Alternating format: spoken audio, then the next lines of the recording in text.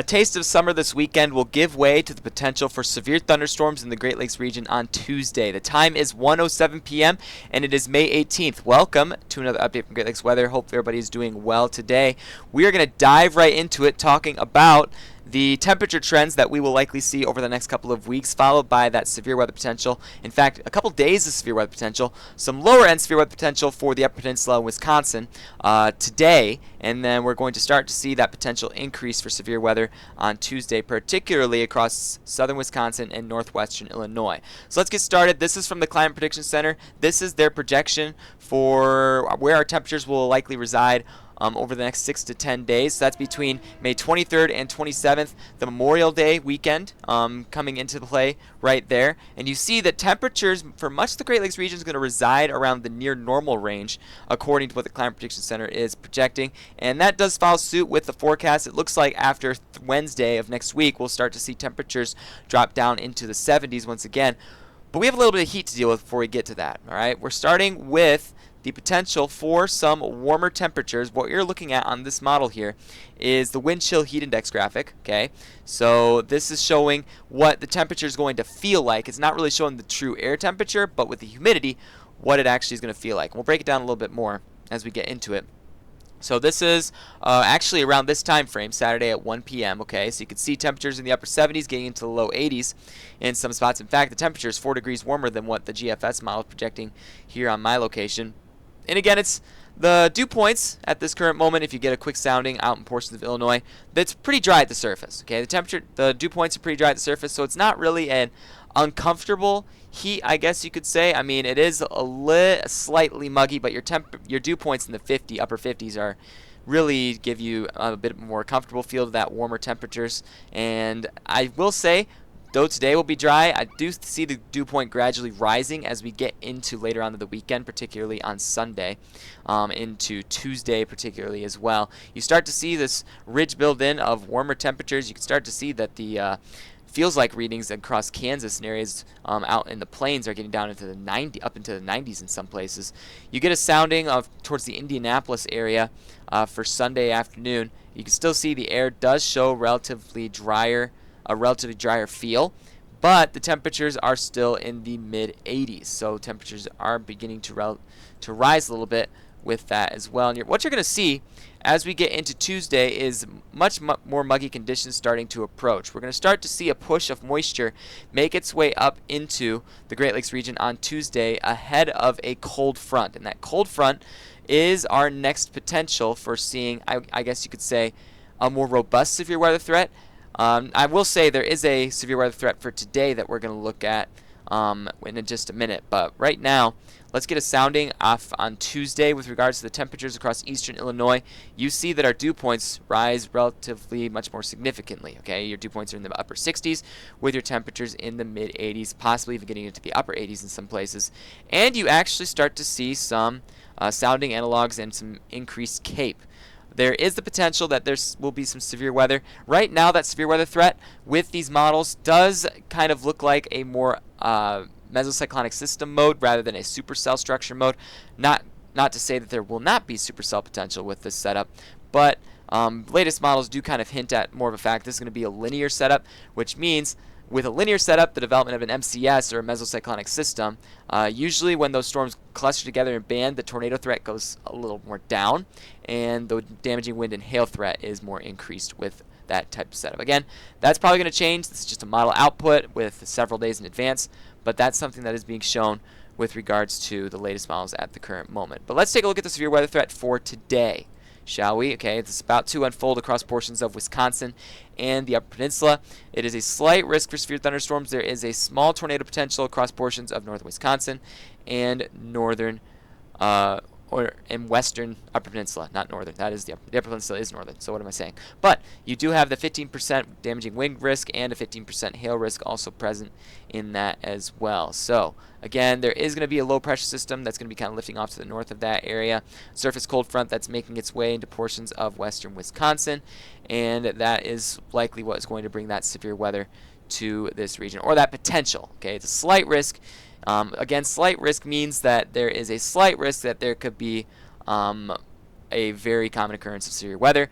A slight risk means that there's some pieces of the environment in place for severe thunderstorms, and there's the probability of severe weather there is about 15%. Okay, so like 5 to 15%. So that's really what we're looking at with that convective outlook that's being shown. Let's progress a little bit forward.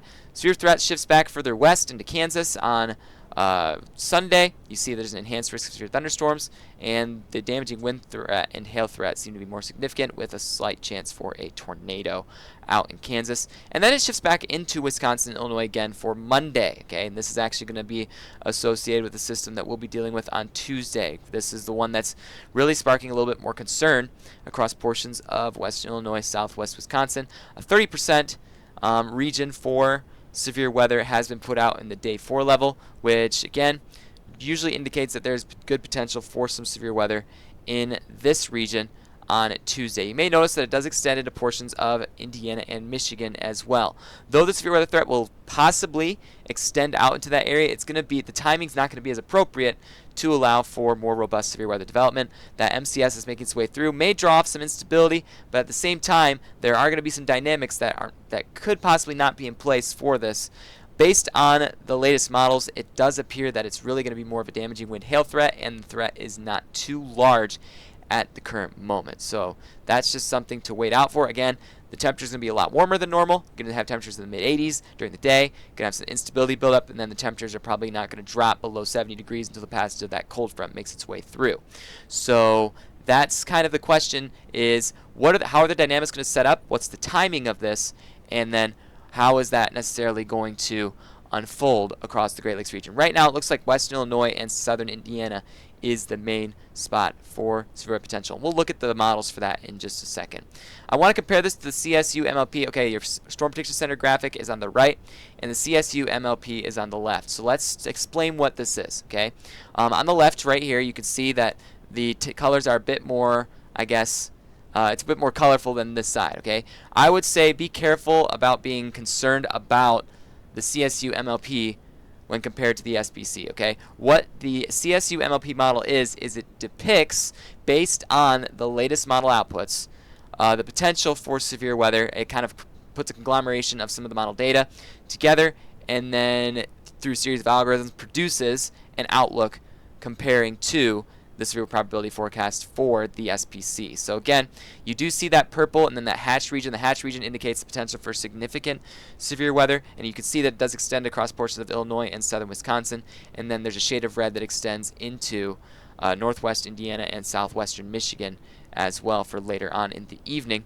But comparing it to the SPC graphic, they are also seeing that this environment is present. It's shifted it a little bit further to the west. I'll be interested to see how the SPC follows, if they follow suit or if they stick to their guns with regards to an Iowa, Missouri, Illinois setup.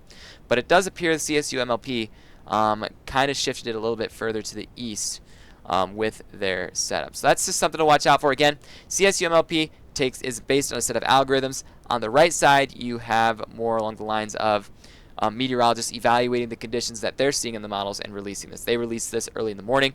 This updates twice a day, I believe. So let's take a look at it with regards to the actual models. GFS is coming in, or just came in, the latest 12Z models. So let's take a look at that real quick. And let's take a look at how this could unfold. Okay, so you have that potential for storms this evening across portions of the Upper Peninsula. Let's get sounding out ahead of those. You see, still it's a setup for severe weather. You do see that it has elevated cloud bases, and the Cape values of around 2,000 based on the GFS model. Again, elevated cloud bases make it a little less likely to produce a tornado, which is interesting because we had some storms that weren't supposed to become severe over in the Thumb region, and it actually produced a land spout that has been classified as a tornado across this region, which is rather interesting given the fact that there wasn't really set up for that yesterday. But still, interesting things do happen with regards to weather. So 1 p.m. Sunday, the GFS is hinting at a few thunderstorms developing across this area on Sunday. We'll have to see if that unfolds. There is a little bit of instability, but there's really next to no wind shear that is going to be helping build any storms or cause them to develop. Not even anything that could favor that. So that'll be interesting to see if that unfolds. Now, as we get into Monday, you start to see some thunderstorms begin to develop across portions of Wisconsin and Illinois. And again, the storms that could happen across the plains might reach severe levels with this setup as well. That will move through, make its way out. Tuesday is the day we're going to be watching. Okay, so let's take a look at what. Do you see this low pressure system making its way in to portions of the Great Lakes region? You have these cells that look like they're going to develop across the region that has been highlighted in the latest outlooks. You see, let's get a sounding out here across northern Illinois. That's pretty solid tornado sounding. You got a nice low-level jet making its way through from the southwest, and then you also have that mid-level jet also coming out of the west. You do have pretty much support at all different levels of the atmosphere with regards to directional and speed shear, and you do have high dew points in the 70s, temperatures around 80 degrees, good instability in the atmosphere. One thing that's interesting to me is the lack of 3K, but that's probably just the GFS. We'll have to see if that unfolds with the convective lying models later. But you could see that there is a decent setup for severe weather being indicated by the models here for Tuesday at about 4 p.m. Central Time. So progressing it forward, you see that this does start to condense and form an MCS, again, mesocyclonic system, just basically a set of thunderstorms that have some spin in them. I'm not going to say they're rotating because, again, rotation usually can be classified with tornadoes. And MCS, though it can produce the possibility of a tornado, it's really likely more of a damaging wind and hail threat. But there could be a little bit of a QLCS embedded tornado involved with those as they make their way through. That's what the models have kind of been hinting at over the past couple of runs, the development of an MCS that makes its way across the Great Lakes region. Progressive forward, you can see that it continues into Michigan and arrives close to sunset or even after sunset. So that's going to be interesting to see that play out. And again, as the sun goes down, your instability values go down as well. However, the models do depict storm relativity around 200, but the cloud bases are going to remain relatively elevated based on the GFS model. And as we go through this, keep in mind it is still a long-range model. We are in the 90-hour range, so that's kind of why we're putting a video out. But it's probably going to change as we get up to that point. But that's just something we're looking out for at the current moment. So progressing it forward, it's going to make its way out, and then the next set of development could make its way in on Wednesday. That's something to watch out for around Wednesday 5 p.m. Eastern Time. There is a setup being shown by the GFS for some decent tornado potential across portions of Indiana and Ohio. Will that amount to anything? Well, the real question is, how is the convection the day before that is moving through gonna influence the setup on Wednesday? Because we have had those instances before. Really, our biggest severe weather setups this year, with regards to the tornado setup in Southwest Michigan, we had last week or 2 weeks ago, and then also the March 14th setup where we had that F3 tornado in Lakeview, were based on how the convection played out prior to the arrival of the next line of storms. And in those two cases, we had prior convection prior to the arrival of the redevelopment of some storms. Why? Well, because that convection helps to break a capping inversion that could inhibit thunderstorm development later on in the future. So if that's going to be the case, and this setup plays out based on the GFS shows it, we could have a setup for severe weather, including tornadoes, again, across portions of Indiana, Ohio. Not sure if Michigan will be included in that setup. Right now, the GFS does hint to that. Across eastern Michigan, probably portions of southern Michigan might be included in that as well, as early as 2 p.m., seeing that sounding for potential for a tornado. But that's going to be something we just wait on to see if that plays out. Now, in terms of following that, weather might get a little bit quieter, and it seems like it's trending a little more quiet based on the long-range models. Again, could change, but really I'm not seeing anything more interesting until we get out into the Memorial Day time frame. We could see some active weather again close to the end of May. So that's just something we're going to watch out for a little bit more carefully as we get to that particular situation. But HRRR short-range model for today, real quick. You see those storms initialize across portions of Wisconsin, northern Wisconsin. You get a sounding out ahead of those. Really not showing as robust of a severe setup, and there's a bit of interference with that sounding if you go out further ahead of it. You still have that severe setup, but again, it's not looking as good, especially since also the air looks to be quite dry across portions of Wisconsin. So it could be a little bit of a hail threat with those. So anyways, that's really all I wanted to cover. The potential for warmer weather that's coming, and then also potential for severe weather that we have next week. Going to be interesting to see how it plays out. Make sure to subscribe and stay updated. In terms of chasing, it's going to be the question, will I chase Tuesday or Wednesday? Probably Tuesday, late evening, Wednesday in the afternoon. I'm going to try to get out both days if they unfold as the models are projecting them to be. Usually with some of these past events, it's been a one-day event for the Great Lakes, and then it sort of kind of passes on through. So that's just something to watch out for and keep in mind. But thanks for watching. Hopefully this video was helpful, and I'll see you all later. Oops, wrong button.